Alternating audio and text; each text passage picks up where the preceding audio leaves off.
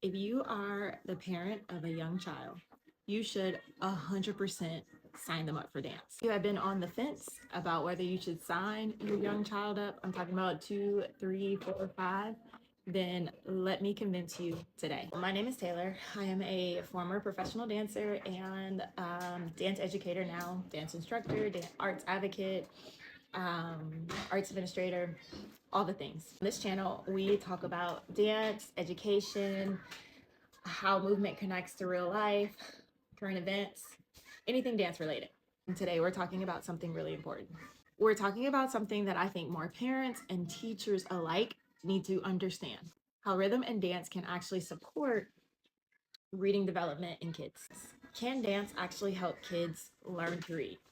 I know to many of you, this might sound like a stretch, but what if I told you that rhythm, movement, and reading are all connected in the brain? And as a dance teacher, teaching both in the private studio setting and the public school setting, I have seen this play out in real time. Also, as a parent of young kids myself. Okay, so here's the big picture. Rhythm, movement, and reading all rely on timing. Your brain has to process patterns, sequences, and timing in order to stay on beat, understand language, and eventually read fluently. And when kids are clapping to the beat, dancing, or moving with music, they are actively training and working on that part of their brain. Okay, so what does the research say? Okay, so this isn't just like theory, there is actual scientifically backed research. Studies show that preschoolers who can keep a steady beat, like clapping or tapping in time, tend to score higher in early literacy skills. We're talking about phonological awareness, word recognition, and reading fluency. There's also research showing that rhythm helps the brain process speech sounds more clearly, which is a big part in learning how to read. So one study even found that just 6 weeks of rhythm training can improve reading fluency in elementary age students. So why does this even matter? So this is huge, especially for kids who struggle with reading. Some research even suggests that challenges with rhythm may be connected to things like dyslexia or language delays. So when you ignore rhythm, you might be missing an opportunity to support those kids in different ways, less traditional ways than just sitting in a desk. So, dance in the classroom. This is where dance comes in. Dance is one of the most natural ways to build rhythm. And studies show that when you bring movement into learning, don't just understand better, they actually enjoy what they're learning. It's called kinesthetic learning. And I've seen this play out in my own classrooms, in the studios, as well in the school, as well as in the school system. Some kids just don't learn best by sitting in a desk.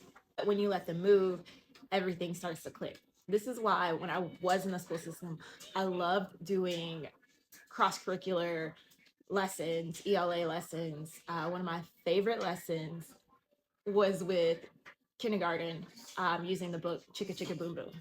All right, so here are some real world examples of how rhythm, dance, reading are being implemented. There are programs built around this idea, and some rhythm based programs have even reported up to a 50% improvement in reading fluency. And even structured dance programs like dance sport have been shown to improve rhythm perception and how the brain processes sound. It's not just theory, it is actively being used and applied in real classrooms. This is why I always say that dance just isn't extra. It's not just something fun to just throw your kids into at the end of the day, or something to pass time to keep them off the screens. It's actually another way for kids to learn, especially those kids who sometimes need a little bit of a different approach. As a teacher, and this is one of my favorite parts of teaching, I've seen kids come alive through movement. So the next time you see a child clapping to the beat or dancing around the room, just know they are building skills to become better readers. Okay, so if you like this video, be sure to do all the things like, subscribe, comment. Let me know if you have seen this connection happen in your own classrooms, and what you think about this rhythm and reading. All right, y'all. I will see you in the next one. Be blessed.